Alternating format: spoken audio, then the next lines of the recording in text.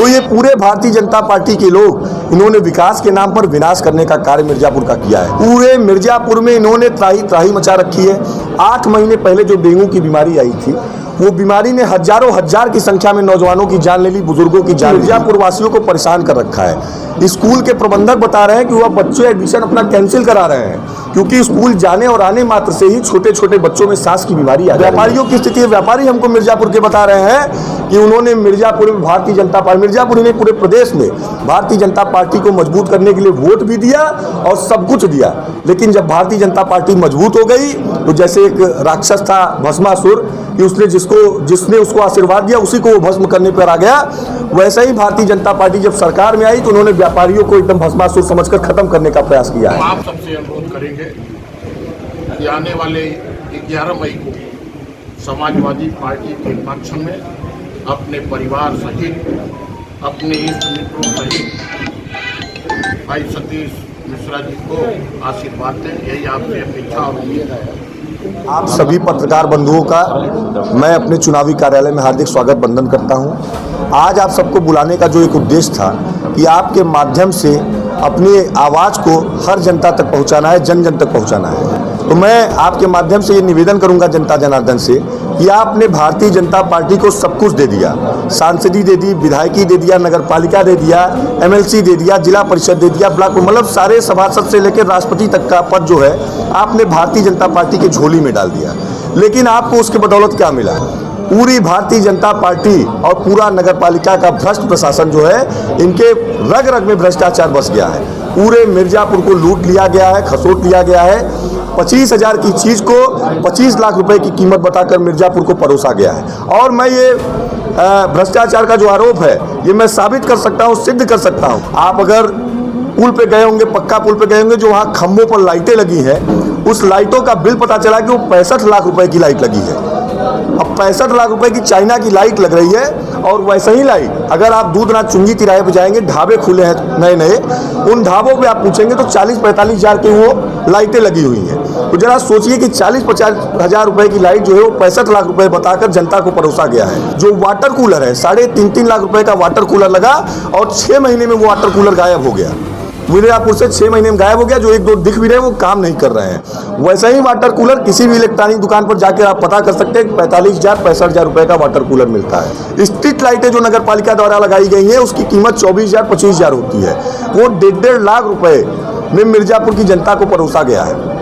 Road में, गलियों में जो नगर पालिका का काम होता है कि हमको स्वच्छ पानी दे, हमारे मोहल्ले को साफ सुथरा रखे, तो साफ सुथरा रखने के नाम पर भी इन्होंने भ्रष्टाचार किया है।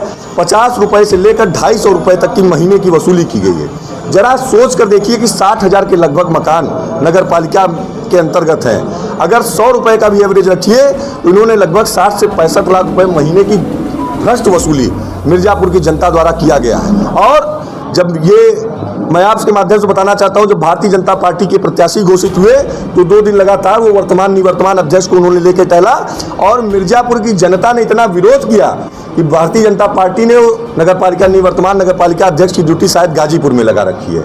मतलब ये मुंह दिखाने के काबिल भी नहीं बचे हैं।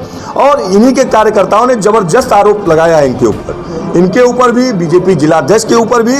तो ये पूरे भारतीय जनता पार्टी के लोग इन्होंने विकास के नाम पर विनाश करने का कार्य मिर्जापुर का किया है। हम लोग वार्डों में जा रहे हैं, हर गली मोहल्ले में 2-4 लोगों का हाथ पैर टूटा हुआ है। पूछने पर पता चल रहा भैया सुबह गए थे और जब शाम को लौटे सड़क खुदी हुई थी, ध्यान नहीं दिए, गिर गए, हाथ पैर टूट गया।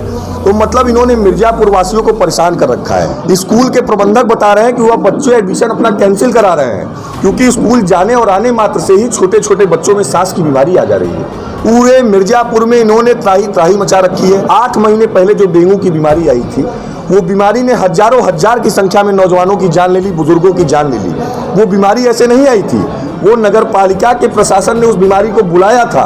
और मैं तो आपके माध्यम से आरोप लगाता हूं और साबित करता हूं कि डेंगू ने जान नहीं लिया था, बल्कि नगर पालिका के भ्रष्ट प्रशासन ने और यहाँ के अध्यक्ष ने वो जान लिया था। मैं आपके माध्यम से बताना चाहता हूँ, अपील करता चाहता हूँ कि जनता जनार्दन से वाटर टैक्स के नाम पे, गृहकर के नाम पे, जलकर के नाम पे अवैध वसूली की जा रही है। नहीं उनसे मांगा जा रहा है, लेकिन जब वो घर बेचना जा रहे हैं, चुनाव लड़ने चाह रहे हैं, तो उनसे NOC के नाम पे उनको 75-75 हज़ार रुपए की सूची पकड़ा दी जा रही है। यहाँ के मिर्जापुर व्यापारियों का क्षेत्र है, व्यापारी नेता हम लोगों के साथ है ये केसरवानी समाज के प्रदेश अध्यक्ष भी और व्यापारी नेता है।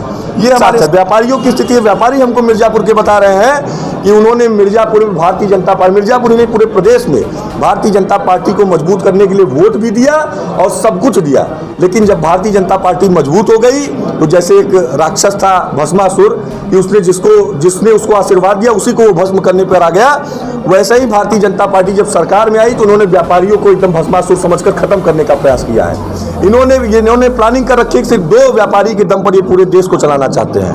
पूरे लघु व्यापारी, छोटे व्यापारी, मध्यम व्यापारी, बड़े व्यापारी ये खत्म करना चाहते हैं। हर व्यापारी के घर या तो सेल टैक्स की नोटिस पहुंची है, या तो इनकम टैक्स की नोटिस पहुंची है, या तो जीएसटी की नोटिस पहुंची है, और अगर ये नोटिस नहीं पहुंची है तो छोटे छोटे व्यापारियों के घर 10-10 लाख, 15-15 लाख रुपए का बिजली विभाग का चालान पहुंचा है, बिजली विभाग का नोटिस पहुंचा है। तो व्यापारी परेशान है, व्यापारी वर्ग हमारे साथ है, सभी वर्ग हमारे साथ है। और मैं आप सबको बता देना चाहता हूं कि जिस दिन मिर्जापुर की जनता जनार्दन ने हमको आशीर्वाद दिया, मैं मिर्जापुर की जनता जनार्दन के लिए सब कुछ वो कार्य करूंगा, क्योंकि मुझे उम्र 34 साल है, अभी मुझे 40 साल राजनीति करनी है। मैं ऐसा कोई कार्य नहीं करूंगा कि मनोज जायसवाल जी की तरह मुझे मुंह छिपा के भागना पड़े। अभी मुझे लंबी राजनीति करनी, मैं ऐसा कार्य करूंगा कि जनता जनार्दन यहाँ मुझे लगातार आशीर्वाद देती रहे। अगली चुनाव में हो सकता है मुझे प्रचार भी न करना पड़े, जनता जनार्दन मुझे ऐसे ही चुनाव जिता दे।